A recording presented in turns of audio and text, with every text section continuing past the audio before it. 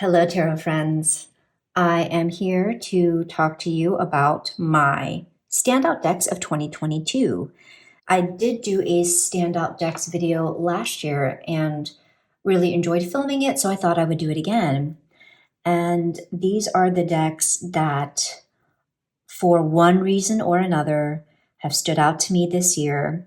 I tried to keep the selection at a moderate amount in no particular order. I can't remember if I said that already or not, but let's start off with this one because I have shown it so many times on my channel. This is the Bangtan Tarot. It is a BTS themed deck. For those of you who do not know BTS, shame on you and go check them out. This is, I don't know what else to say about this deck. This is one that I made in collaboration with Heather and Sarah over at Standout Tarot, and it's just a great all-rounder. It serves as a comfort deck, an everyday pull, great for specific readings. I know that when taking screen grabs and making it into a deck, it could come off as a very type of like novelty deck, but it actually is a really good deck, if I do say so myself. And we do have some copies available. If you're interested, do get in touch with Sarah over at Standout Tarot, and she will hook you up. The next two decks are Standout decks because they are ones that I made. And they would be the Notorious JBG Tarot Mini and the JBG Oracle. Again, I have videos on these, and so I'm not going to spend too much time, but let's just enjoy these big head, big-eyed, bobble-headed chicks that I love so much, JBG's artwork. And because she was so generous to put these images in the public domain, I was able to create decks of these images that really resonated with me and made sense to me. Certainly, we all know that there are so many JBG oracles out there, and at least one other JBG tarot that's like mass market, beautiful creatures. And they just didn't do it for me for one reason or another. And I am so happy that now I have decks with her artwork that do resonate and make sense to me. My next Standout deck is Tarot of the Cat People. And honestly, what can I say about this deck that I haven't already said? It's so good. I have a review of this deck that I can link for you so that I don't have to be redundant, but I don't see a lot of people talking about this deck, and they really should. It is totally my cup of tea in so many ways.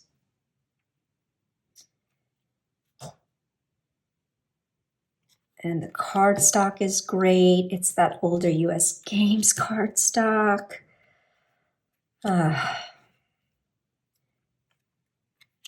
If this type of artwork appeals to you, if you like cats, then I would encourage you to give this deck a try.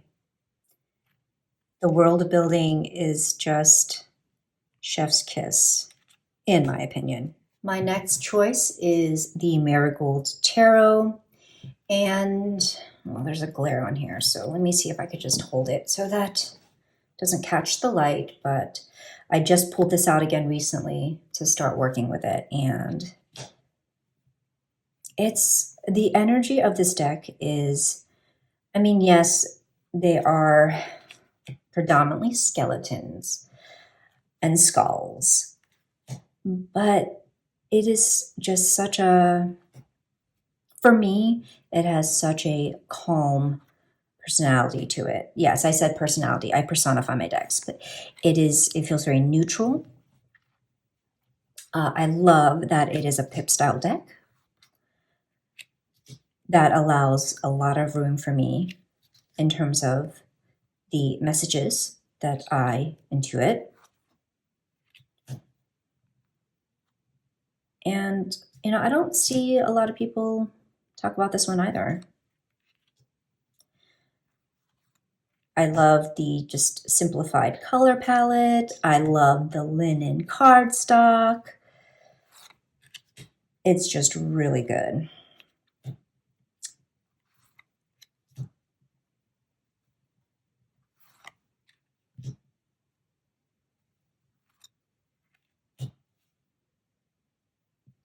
Yeah. Next up is the Millennium Thoth Tarot. I edged it in this fun purple. I did also add the Thoth keywords on. And the reason that this deck stands out to me is because this was a pretty significant part of my tarot learning in terms of Thoth, actually doing a beginner study of the Thoth reading style. And, I, of course, was starting off with I'd started off with the OG, and frankly, I was just getting a bit bored looking at those images. I know, gasp. I'm not in love with Lady Frida Harris's images, I know. But like this, just, come on. It brings a smile to my face. It makes learning the Thothy Thoth just more enjoyable, more fun. This is pretty much a modernized clone using models and photo manipulation, and it's great. It's my type of, I don't know, what do you call it? Like cosplay aesthetic. It really is. And actually, the pips are beautiful. So I do enjoy that. So I've used this deck quite a lot. You can see there are scratches, and I've already bent some cards because it's this shitty freaking low Scarabeo cardstock. But anyway, I just, so good. So good. You got to find ways to make learning fun. And this definitely did that for me. So, honestly, I don't foresee myself using the OG Thoth for anything much other than like reference as a reference deck. But this deck, I will definitely be using in readings, and just as further practice of the Thoth. In a similar vein as the Millennium Thoth Tarot, the Tarot Sirene is a standout deck because this was a deck that I used for my Marseille study round 2. And I've shown this before, where I decided to write keywords to, once again, further my learning and to practice and help me. Oh, do I have this upside down? I might have this upside down. There we go.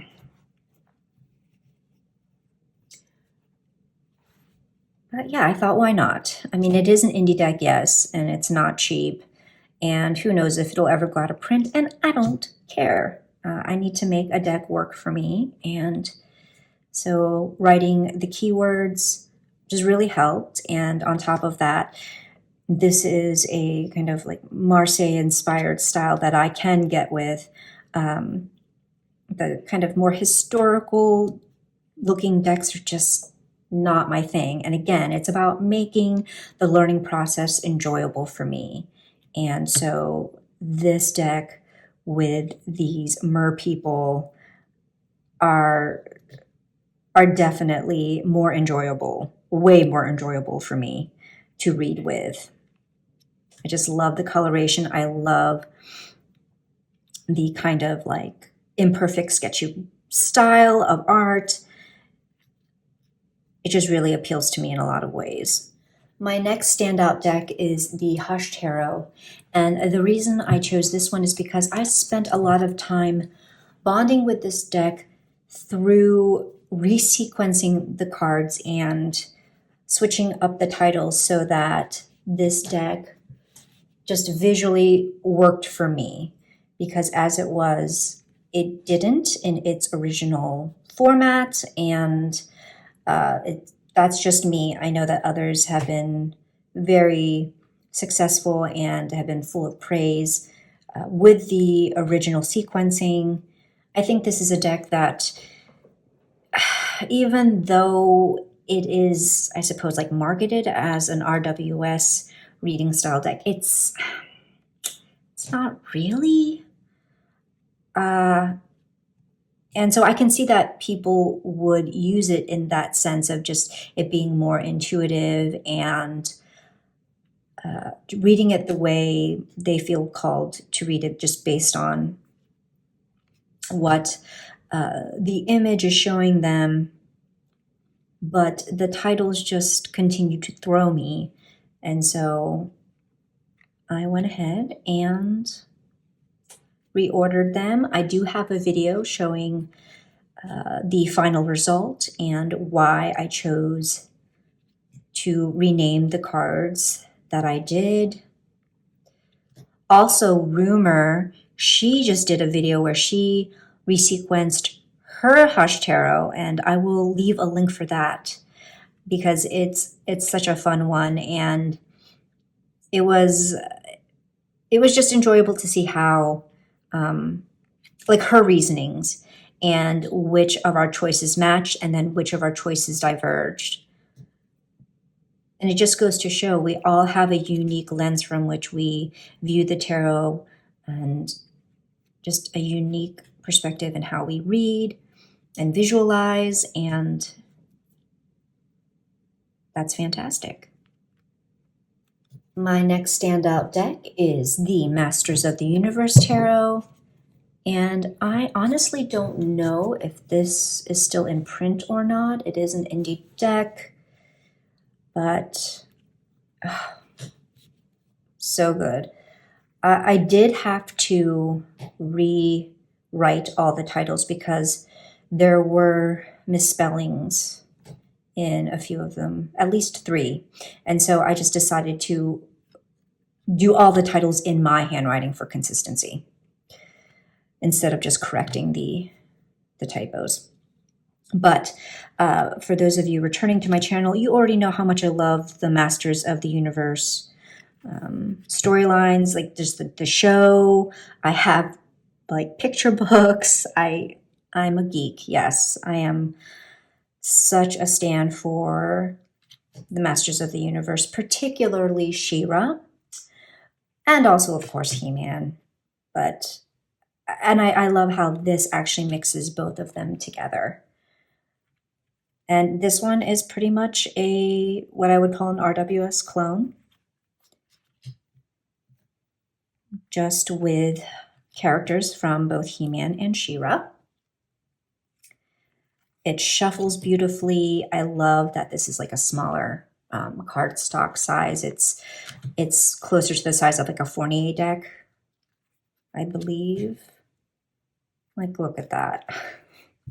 Prince Adam. Okay, my next standout deck is the Blythe Tarot, another indie deck, and in the same vein as Masters of the Universe, just as I have a huge passion for those shows and those characters, I have a passion for dolls. And specifically, Blythe dolls are a type that I do collect. And so when I discovered that there was an RWS clone that used Blythe dolls, oh my goodness, it was over for me. Take my money. And I just think it's just fun, and it's clever the way the creator dressed up her dolls and, you know, switched up the wigs and, you know, the eye chips and the costumes to create these images. She looks like my Amalie. So much fun. And that's what tarot should be. Tarot should be fun. It can be serious and it can be fun at the same time. Those two things are not mutually exclusive. Look at her eye chips. This is one of my favorites just because of the eye chips. And finally, I am going to show these standout decks as a trio because that is how I have been using them. And the first is the Soul Cats Tarot. And I have been using this along with the Woodland Wardens Oracle.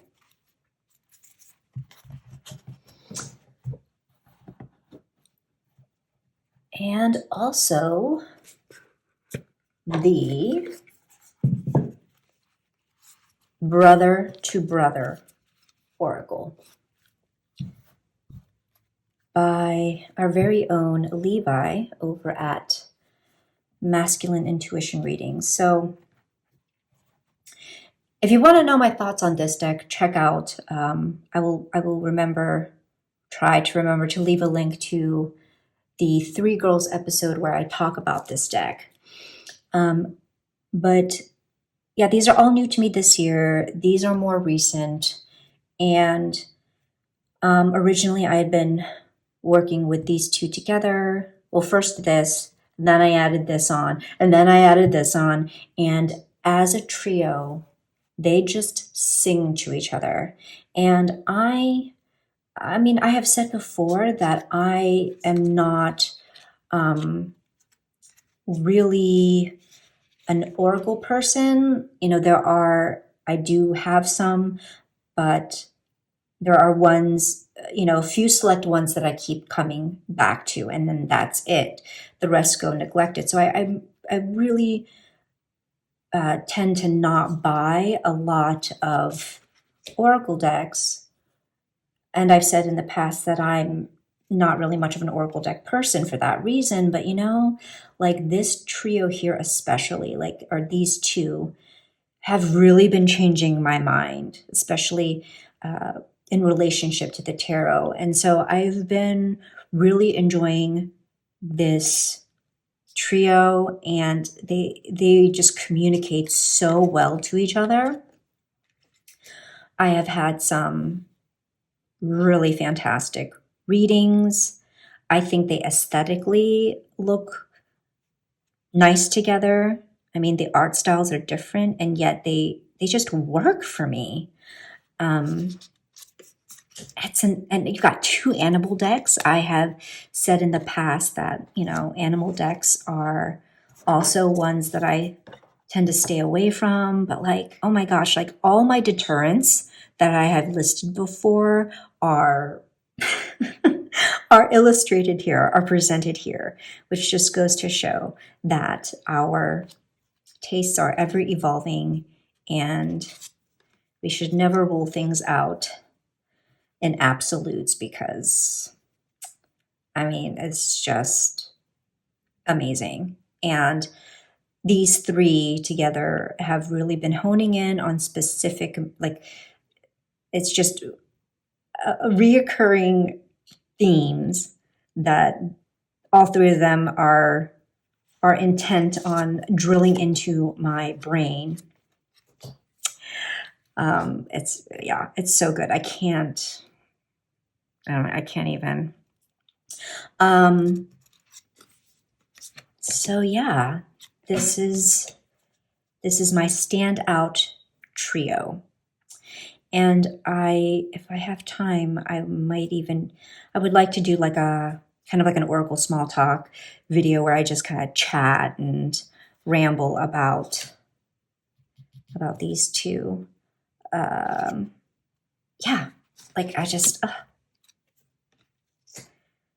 it's been some months since I have been so excited with like the readings that I've been getting, you know, from a deck, much less three together. And I think this is something that I will continue with. I mean, I've done this in the past where I have made daily draws with, you know, more than one deck. But it's been a while since I've done that. And so I feel like now I am more inclined to introduce that back in to my daily readings. And yeah. Anyway, I'm going to stop rambling about it, but let's just say that these are fantastic. And just as they are fantastic as a trio together, I'm sure they are fantastic. I know this one is good as a solo. These two I haven't worked with yet as a solo, but I anticipate that they work well that way too. And those are my choices for standout decks of 2022. I mean, I certainly could have chosen more, but don't want to be here all day, am I correct? So what are your standout decks for this year?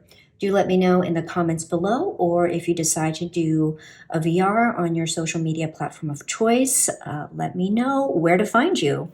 And thanks for hanging out with me. Until the next time, much love and take care.